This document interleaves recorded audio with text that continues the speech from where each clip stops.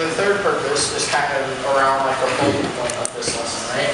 So to stimulate campus leadership and promulgate, wow, an uncompromising respect through the medium of the college band for gracious conduct, good taste, and unswerving loyalty. Who would say that this is a definition of leadership? No right or wrong answer. Yes? No?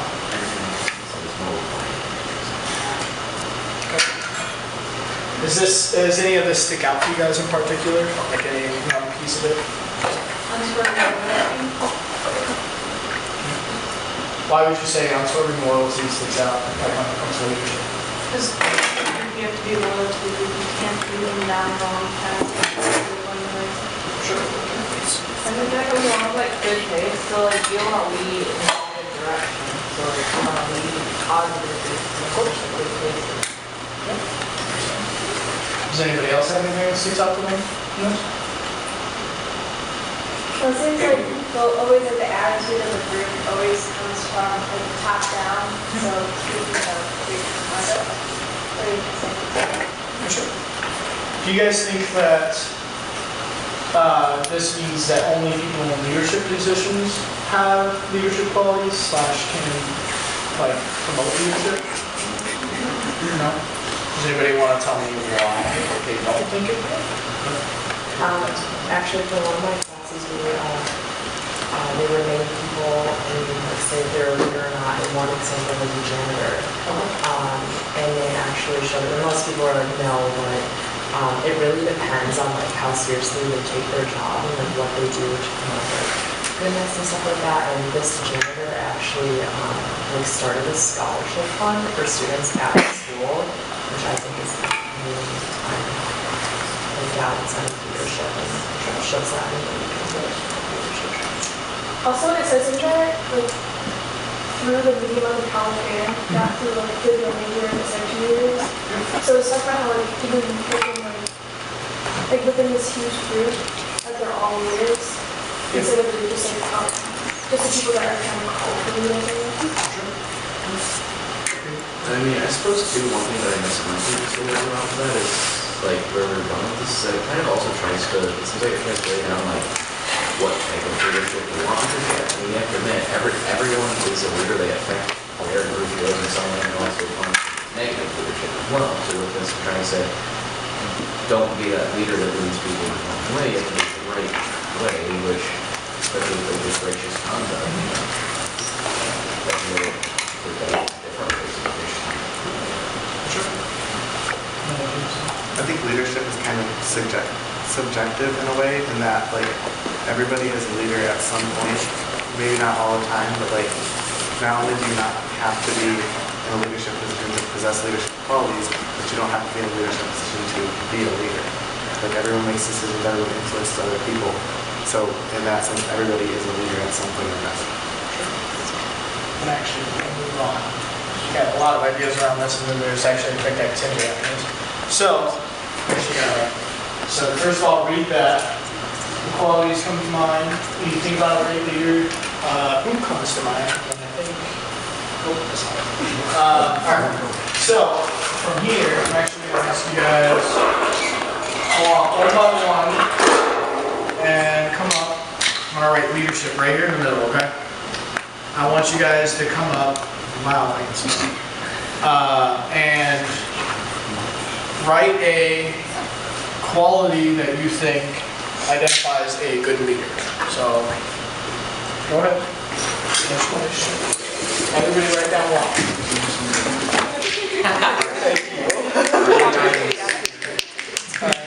Brownie points. You're the favorite. Okay. Does anybody else have any specific person, people? Yeah, it can be anybody. So we won't answer. I really think of my high school drum major for my freshman year, so it's kind of like the first time I really able to do leadership and stuff, but I kind of had someone in leadership to work at. I have the same person. Do you know Kelly Baconi? The year that much major? Not personally. Okay, so she's like the first girl ever.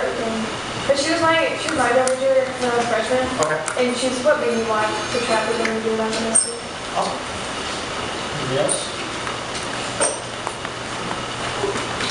All right. So, actually, I'm going to turn off the thing so we can all see this real quick. All right. So I'll just kind of start here and go around. So, compassion, who wrote that one? Okay. Why are you writing compassion down? I guess it's just kind of like taking everyone's view into like or into a friend of mine. I read this one thing one time where it was like a teacher always nagging at like their students for being late or not having their pencils, but then when they finally like actually understood what their students' home life was like, they were like, yeah, no, I never like nagged at them again about that. And so I feel like having that like that compassion, that level of understanding that everyone has hardships and difficulties, that it's kind of like an important part of being a leader. Maybe that was something that I really respect in people, and definitely something that I want to see from a student. Trust?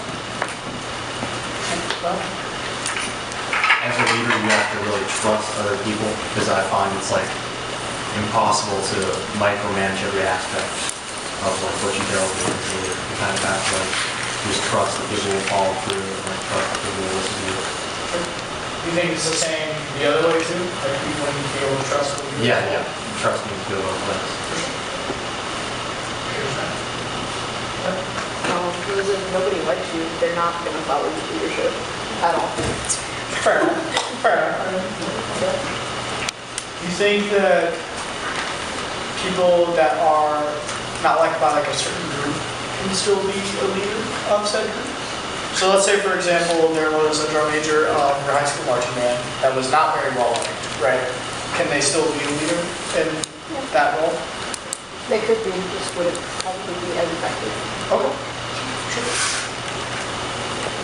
Better? Well, I mean, that's really similar to compassionate, but I feel like a leader has to be able to connect with the people that they are leading and have some kind of level of understanding between the two in order to like kind of lead to what they need. You know, actually effective leader, especially if you're in a leadership role, you're gonna be able to look at a situation and see where you need to go with it. If you're leading, you know, people and you're trying to get them to improve, you have to be able to understand, okay, you know, person A, they need to do this, that, and the other thing to improve, but that might not work for person B, so we have to find someone else that works for them. sure. Awful. So with that whole, every single group, somebody needs to be different if they leave. And again, like going on with being included with the compassion, you have to know who you're leading, and also you have to have thought. And you have to have like good ideas to keep like moving your group along. I guess. If the thought comes back, I don't know. Yeah, Paul? If you can breathe the situation into your center, then you're more likely to make an appropriate response.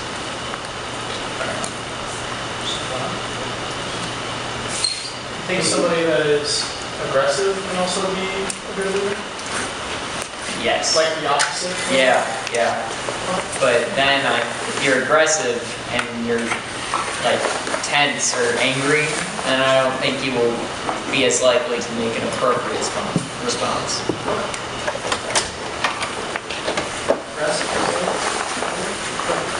So I think that a leader has a goal in mind, and in order to do that, they have to constantly want to progress that goal, want pushing for a better future for their group that's following them, and for themselves, because there's going to be a lot of obstacles in the path of this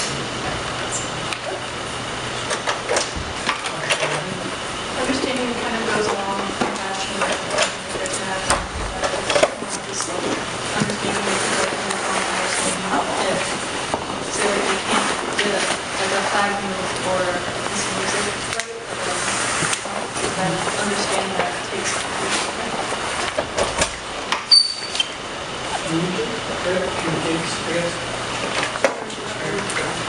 Communication is necessary to get literally anything done, especially as a leader. If you're like trying to delegate tasks to like other people, if you just say, hey, go do this, and then don't follow up, don't like check to make sure that the task is getting done, or like see if anyone has any questions that you can help with, then you can't do anything. Maybe this is what I struggle with the most. I've had a lot of help this year from a lot of different people. So, listens, you know? Like you need to be able to like have people listen to you as a leader to like hear your ideas, but you also need to like listen to everyone else because you like always do your idea. People aren't gonna think that they have a voice in your group, and like leadership's like for everyone too, and not just like the person in charge. Open-minded? It's pretty much the same as listens. Obviously, if you have a closed mind and just the leader says this is what we're going to do, it may not actually be what the group wants to do. So they just have to be able to listen. Which is best. I think that like the reason why I put helpful, I was gonna put listening, but there was a lot of that on there. But I went with helpful since like both of those ideas go hand in hand. Like the best, if you want the best out of your group, you have to be able to help the weakest link at times. And that's why I went with that. Listen. I found my personal experience, like when I was running in high school, we had one manager that was really just like, he kind of just did whatever he wanted to do at all times, and he didn't really even listen to like his like me and the other managers. And it's kind of going along with communication. Like if you don't listen to people within the band and like your co-leaders, you just won't be able to get ideas and bounce back and forth. Willing to share leadership role? I feel that a good leader would be willing to open themselves up and not just hold all the power to themselves, and basically share it with everybody else. Like in the band, we have the director, and we have the drum majors, and the section leaders, and club leaders. So it's not all focused on one person. It's split up so everybody can have an input and control what they're doing. Can I help with that?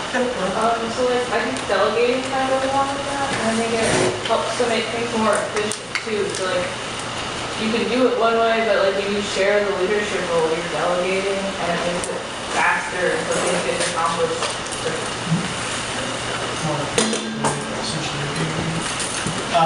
Attitude? I feel like having a positive attitude affects how people think of how you lead. If you're like have a bad attitude, negative, people think, oh, this guy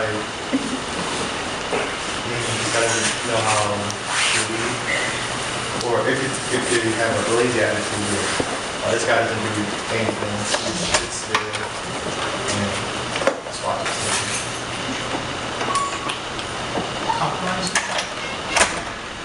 So I think it's important for like a leader to be unbiased, especially if there's some type of conflict going on, and they want to get both sides of the story and kind of know what it is that people are satisfied. Respect. Okay? Yeah.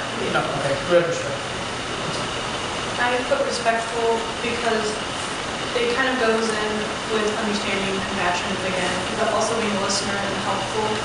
Whereas like if you're respectful, you can't just single people out. Like in kind of a crowd, you have to respect them and probably like take them off to the side, or like respect the time that they're putting into something, and not just always being like me. Like you have to respect me, but without giving respect back, because we get it. And last but not least, listen to the one on top. So I said listens because I think you need to deal with wisdom and help gauge situations and stuff. And it's like kind of like gathering information. And when you have more information, the better you're going to be able to resolve the conflict or solve whatever problem you're trying to solve. Now, so, question for you guys, and this is my but out of everything here, do you think that a good leader requires all of these qualities? Why? I think what really stood out to me was like like the calm aspect, because you can't have an angry leader if they're in very directed in a not mean way. So like if they're passionate about something, you can be angry about it, or something like that. And you can have leaders that don't possess those qualities but are still able to lead, probably just not as well as somebody that did possess that quality, but everybody's different. And I suppose like with what Alana said too, like you can lack some of those qualities and still be a leader. I mean, you can still be an extremely effective leader and lack some of those qualities as long as you try to work on those things. Like maybe you're not the most insightful, you're not good at gauging a situation to see what needs to happen. That's something you can work on. As long as you're trying to put in the effort to gain these qualities, that can also serve to be, more effective leader. I think you'd have a hard time finding a leader who does possess all those qualities, because I think you don't have to have like everything to be a good leader or an effective leader, but maybe like with each quality that you possess, you are that much more effective than the others.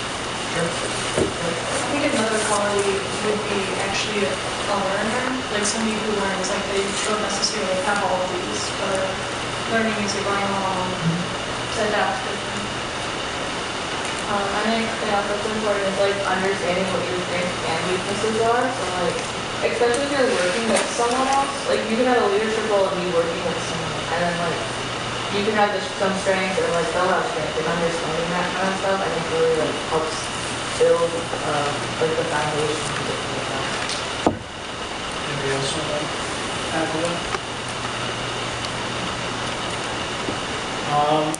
So this goes back to kind of what I was talking about, communicates thing, how I've kind of been trying to work on that a lot this year, right? So like for me, this is probably one of my weakest points in being a quote-unquote leader. This is something like things, I guess, if that makes sense. Like sometimes I think about something in my head and I either A, keep it to myself, or B, just I can't get the words out properly, if that makes sense. I also sometimes have this one. Sometimes I have some issues with delegation, right? I ran into this a lot, and I'm trying to work on it and trying to get better with it.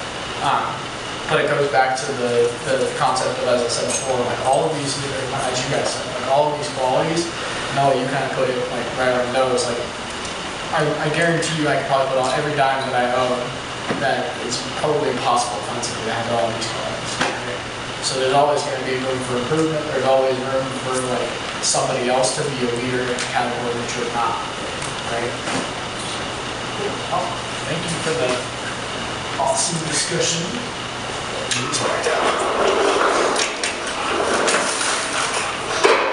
On the first try both times. Very good.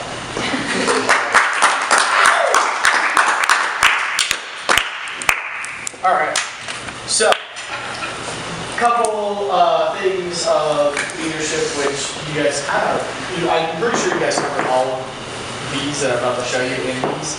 These are also in your binders as well. So attitude, as we said before, like having a positive attitude typically is the best way to be a leader, right? A negative attitude is saying that this sucks, like you're probably not going to get much done. So having a positive attitude that's fun about you is probably a pretty beneficial way to get things done, right? Interest in learning from others. So that was actually, I was very surprised to see, sorry, I think, yeah, you're the one with the, sharing your leadership. Like, I would say that's probably a similar thing of interest in learning from a student, right? Because you gotta share your leadership, and like I said, like, you're not gonna be perfect at everything. So sharing that, having that learning potential or that learning opportunity is gonna help you become a better leader yourself, right? So all of the common experience, learn from others' experience, really. So, I mean, I think that all of us can say that we learn better from the experiences that we've had in the past versus trying to like learn about it from things in the future. So risk taking. So This is not one that I saw on here. That yeah, you're like awesome times. Very fun. This is not one I saw on here. It's fine. I mean, no, that's not a wrong answer. But I was very kind of surprised because I thought somebody would say that. But like sometimes you do have to take like a little bit of risks here and there, right? You might try an idea that you think is really, really awesome, and then it falls to the ground and tumbles, right? So I mean, sometimes you have to kind of put all your eggs in the basket and say, well, we're going to try it and see how it goes, right? Just kind of me with the whole roundtable interview thing. That was completely new to us. And we're like, all right, well, we have to make a change, so we're going to go with this and see how it goes. Now, did it go well? Did it not go well? Like, that's still for debate. There's still some, I mean, there's always going to be improvements to be made, right? So, that's why we asked about the feedback, because we want to make sure that it gets better in the future, right? Just, I suppose with that too, like, even if something does fail, it is a learning experience. Yeah. I mean, if nothing else, you'll learn, okay, that didn't work, so now we know not to do that. But, I mean, it gives you process information. You can also learn, okay, maybe this almost worked, so what do we need to tweak with it? exactly. Let's say you decide to do something as a leader, and then you hurt somebody's feelings, and they come up to you afterwards and say, hey, just so you know, that was really cool. Like, I didn't really feel that. Like, that was kind of hurtful to me. Obviously, you're probably going to hope that you would learn from that, right? And that in the future, you're like, okay, well, we need to think about other people as well on making these decisions. Like, are they going to be okay with this? Are they going to learn from this? Are they going to benefit from this, right? So, like, I mean, again, it's a learning experience, right? Opportunity seeking. So, I think this was a little bit up here on a couple different words and stuff like that. But again, like, kind of taking that reach outward and saying, hey, like, I don't know the most about this, like, can you help me figure this out? Or, hey, I want to make a connection here so we can do this and this and this. So seeking out those opportunities to create more of an expansive leadership in your position as well as for everybody else, right? Makes sense? Goal setting. You guys love it, fix your life. This is awesome. So goal setting is pretty important, right, too? Because you have to, again, we have to have like something to go for. We have something to like reach or strive for, right? We have to have an end goal in mind, whether it be like, all right, I'm going to get better at talking to people. That's a goal, right? I'm going to make $100,000 this year. Pretty big goal, but it's still a goal nonetheless, right? What's that? Pretty risk taking. So like, there's small goals, there's mini goals, there's also going to be those mini wins here and there that you have to celebrate every now and then. But there's also those like goals where like, okay, well 5 years from now, it's not like doesn't necessarily you're going to hit that goal, but you have something that you're going towards, right? There's always something to move on. There's always something to move forward, right? Makes sense. I think this. Empowering others. So I think this was actually up there, something similar to up here. So this is kind of also like the sharing of the leadership role too. Like you want to give others the opportunity to be able to say, hey, I had a hand in taking care of this, or I had a hand in helping with this, helping form this, whatever it may be. Or even just empowering others to say like, hey, I know that you're struggling, I know you're having a hard time, but we can get through it, we can do this, right? So like, I mean, even something simple as that is empowering to someone, to a lot of people actually, right? So having that is pretty important. All right, so I'm gonna actually skip that and kind of talk about that quite a bit. So, myths of leadership. There is, I believe there's a section for this where it has like, It's a couple pages later. is it all it does have? Yeah, it does have that. So, what I want to do is I'm going to ask somebody to, actually, I'm sorry. Yeah, I'm going to have somebody read like the myths. I'm going to have one person read like the myth, like the headline, and we're going to discuss it. So you're like kind of having a discussion on it, right? So who wants to read first? Myth. Leaders are born, not made. Okay. Discussion. Let's go first. No? No, I would agree with that. You start off great discussion. It's part of being a leader is growth. being able to grow as a person and as a leader, and like growing and kind of like developing yourself, not just kind of like you go in one way and like you're perfect and like you're a great leader like that. Like I think being a leader inherently means that leaders are made, not just born. I mean, I feel like, especially with what you said, it's very, I mean, as a music trainer, it's very analogous to being a musician. And there's nothing wrong with being talented or in this case of leadership and having a knack for different aspects of leadership. But where you try and strive for is to become skilled or to, as Noah said, grow as a leader. And that's really the biggest mark of a true leader and a great leader is that they're that willingness and capacity to learn. Anybody else want to add to that? I think if you all acted like when we were born, you wouldn't be a very effective leader. Fair enough. All right, yeah. I can probably agree with that. Does anybody else have any final thoughts on that one? Move on to the next one. Yeah. Who wants to read the second one? Leaders are charismatic. Why would you think that? Charismatic is one of the words we had up here, right? Pretty sure. Yep. So why would we think that's not there? So, I think that it's like because charisma can only get you so far, like yes, like it can give off really good first impressions, but once that layer is like done with, then you start to see like the real person that can actually do the task like well. And there's been many leaders that aren't charismatic at all. Like Winston Churchill, like I've heard like he wasn't, I didn't personally know him. But I heard he was not charismatic like at all. But he was a great leader. Like he was very strategic. And also I think that the leaders we see that are charismatic are usually like the face of their movement, but the people that are not as charismatic are the ones You increase your effectiveness a little. I was reading here, and I really like what it says is charisma is the result of effective leadership and not the cause. So like being an effective leadership is actually where it stems, where the charisma stems from.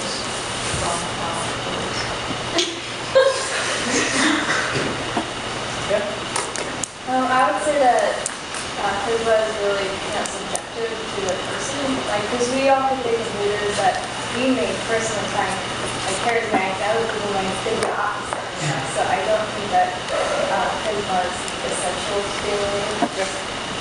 I would say from personal experience, my professor for my capstone class right now, she's terrifying. Like I kid you not, like absolutely terrifying. However, she almost has like a terrifying charisma, if that makes sense. Like it's like a charisma that like is very unique to a certain personality, if that makes sense. So it's almost like charismatic can be almost like a couple different meanings, kind of like what you're saying. Like it can be interpreted in different ways. Similar to what it says from the beginning is that like charisma is like being charismatic or being perceived as such is it's definitely something to strive for, but you don't need it to do that. You could have someone who is perceived as charismatic that they're the most terrible person of people that you know, but they're effective. So you know that they're going to get the job done, and that's where they get their charisma from. All right. The next one. Who wants to read the next one? Somebody guys can talk about this.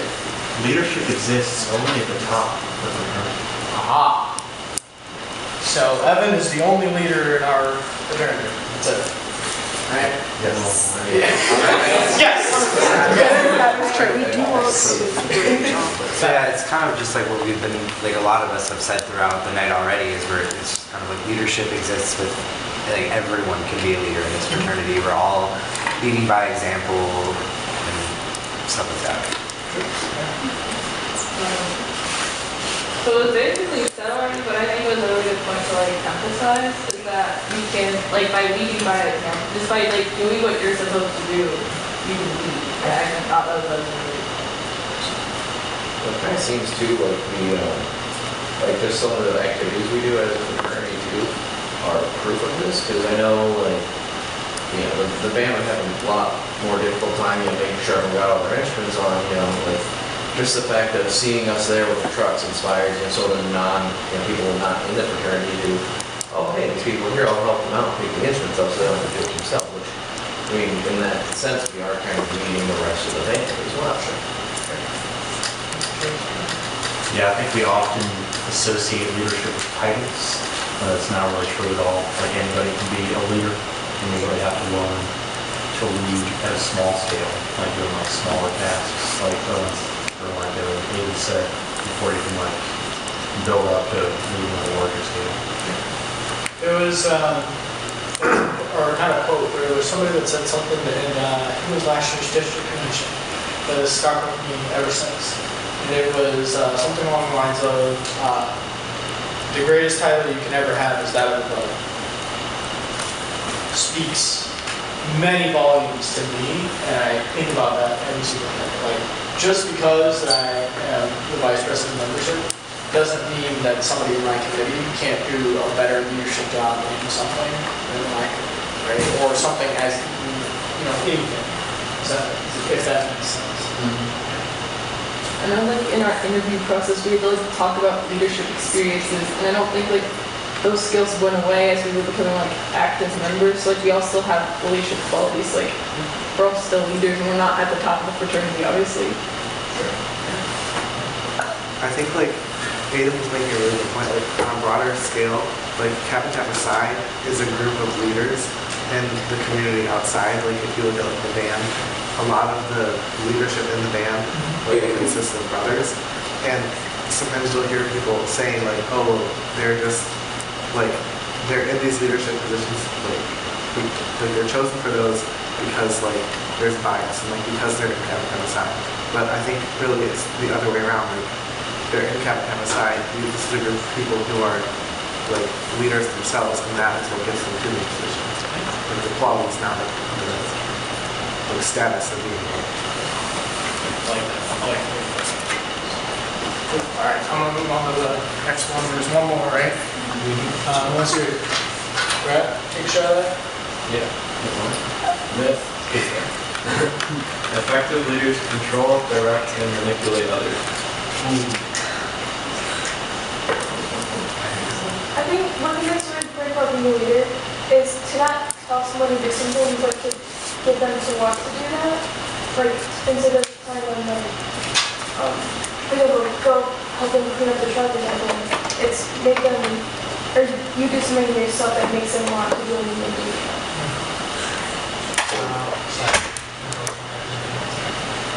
I think there are certain leaders that do live by this, and this sounds like dictatorship, which is still a form of leadership, but isn't the best. Like, when I saw these words, I'm going to be honest, I thought of Hitler, and I was like, that's disgusting.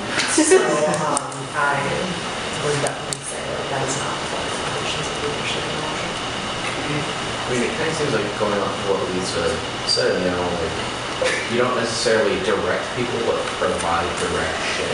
Almost like you don't tell them, hey, go do this, but you make it seem, like a good idea that, hey, it helps everyone out if you do this, but I'm not going to force you to.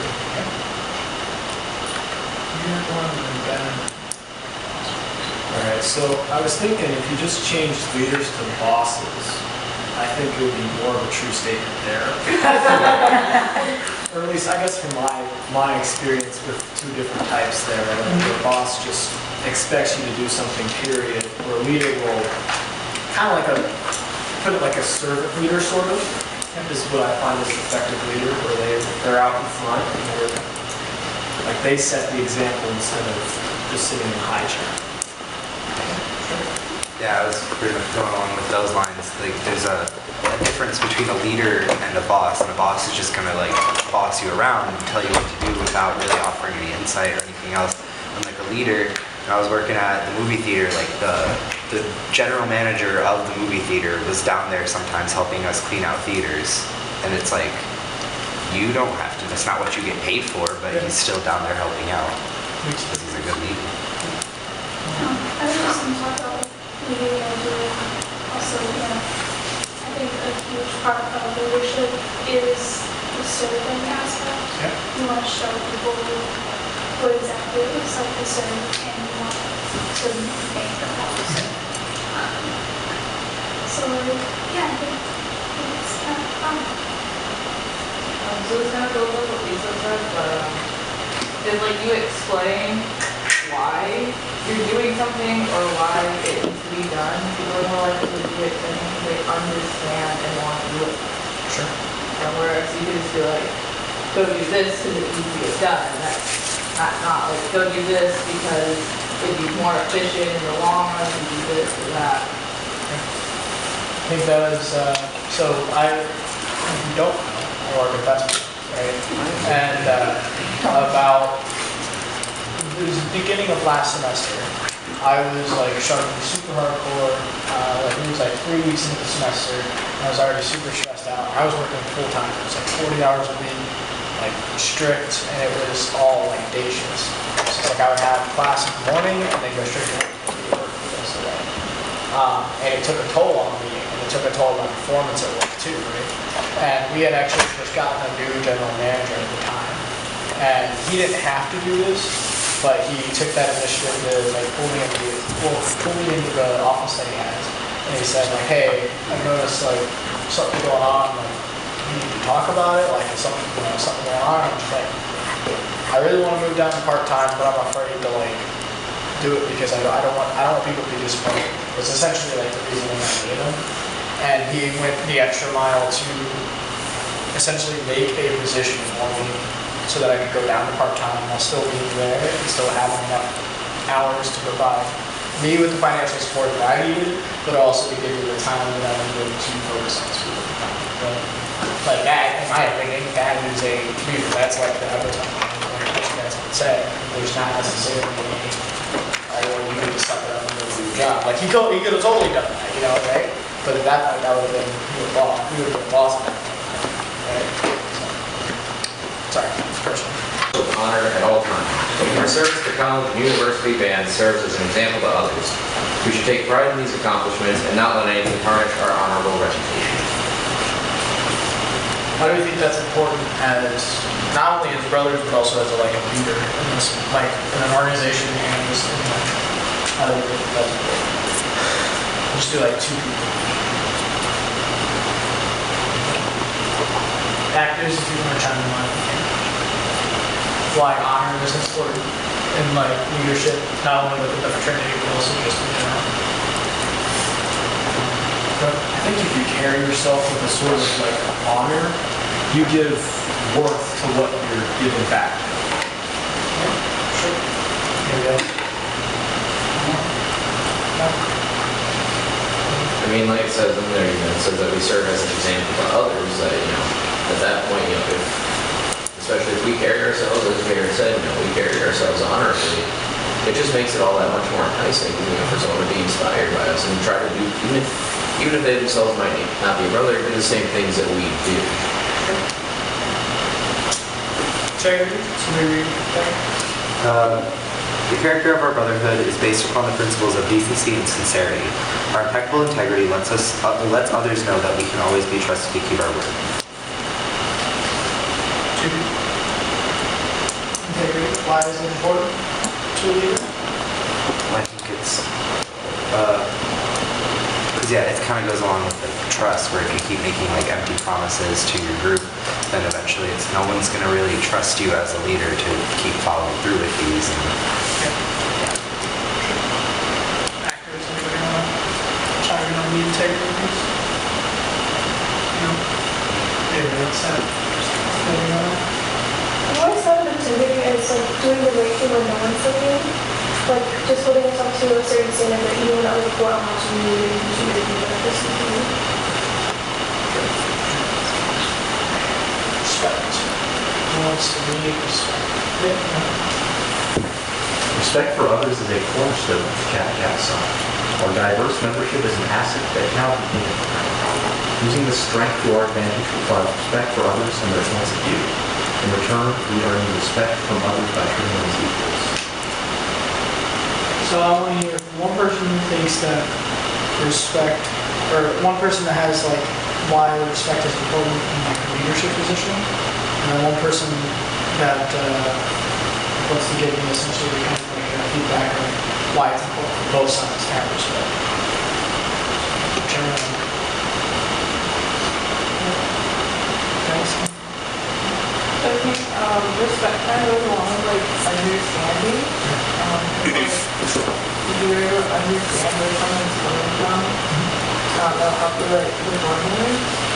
It also has to do with like kind of like the golden rule where like treat others as you want to be treated. And so like if you treat someone with respect, like they will like treat you with respect.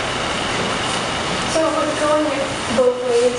If you're a leader and like if you're like the person who's following the leader and the leader tells you to do something and you have their trust and like they have your respect, or you want to give them your respect when you have their trust, because sometimes you don't understand why you're doing something and you just have to trust that the leader knows what they're doing.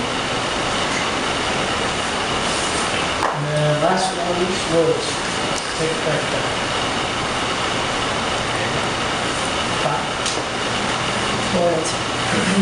Service to women programs in the fraternity require people who are devoted to those organizations.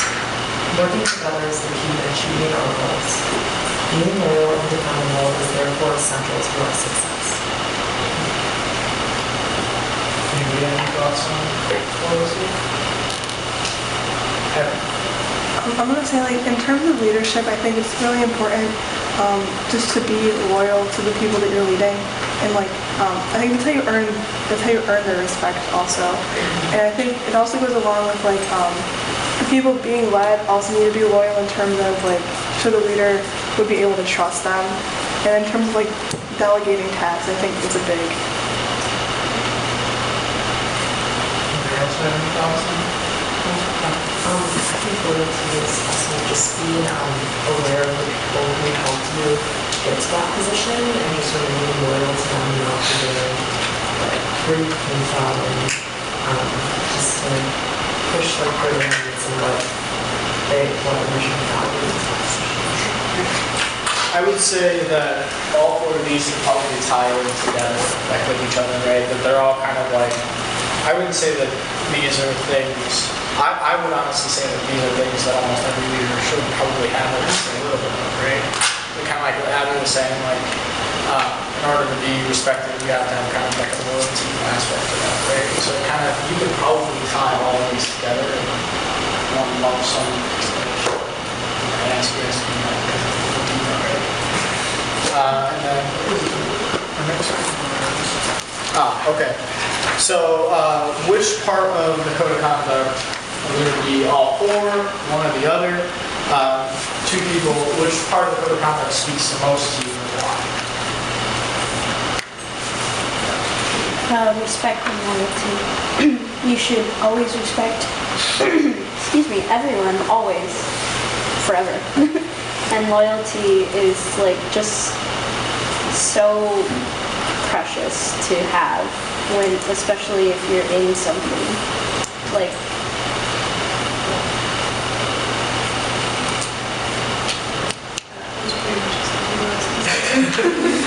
Does anybody else have any thoughts on it? Who's the most important thing here?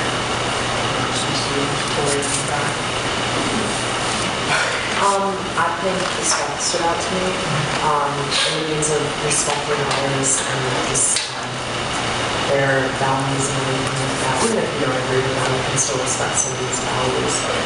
But also respecting the means of respecting yourself, because as a leader, you are going to have downfalls and stuff, and if you want to successfully lead, you just need to respect yourself and say, okay, I'm just going to pick myself up and keep on going. I was thinking again for integrity. I almost tie that in with being like a hunger for like all of those three. Like there's a hunger, integrity, and like that of like wanting the best and wanting more for the people you're leading. And for yourself.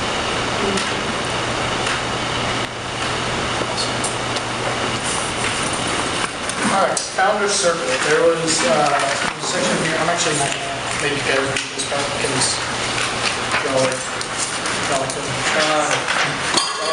I'm gonna kind of do like a brief little read on this. So the Founder Circle, was developed in 1983 by a group of researchers led by Helen and Alexander Aston at the University of California, Los Angeles, UCLA, which identifies 3 different levels of leadership: individual, group, and team leadership, and then society and community. Right? Goes on to say that we have kind of like put names essentially to each of them. So, for example, William A. Scroggs represents the individual leader, like a level 1 leader, right? So, the primary focus of this level is for individuals to develop a better understanding of themselves. This includes learning about their specific strengths and weaknesses within their own personalities. Who said that earlier? Like identifying the strengths and weaknesses. That was like one of them. I think that's super important, like, right? So, sometimes it takes a lot of strength and a lot of courage to be able to say, hey, like, I'm struggling, like, I don't really know what to do about this specific thing or about this topic, like, I need some help. Like, somebody that's more knowledgeable in this, assist me, like, help me out, help me learn, help me, right? That takes a lot of strength, courage, and leadership, I guess, to be able to do something like that, right? Like, not a lot of people, like, have that confidence to do it. So to be able to identify your weaknesses and your strengths and be able to say, okay, well, I'm not very good in this, so I'm going to put you in charge of this, right? Makes sense. So, A. Frank Martin, the group or the team leader, is level 2. The primary focus of this level is for individuals to develop skills and abilities that allow them to interact with small groups and teams. These include incorporating diversity within teams, fostering a collaborative environment, and resolving conflict.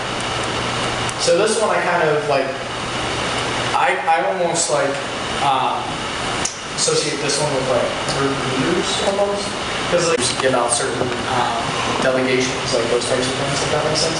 Like you're good at those things, if that makes sense. That would be kind of like where this category would be, right?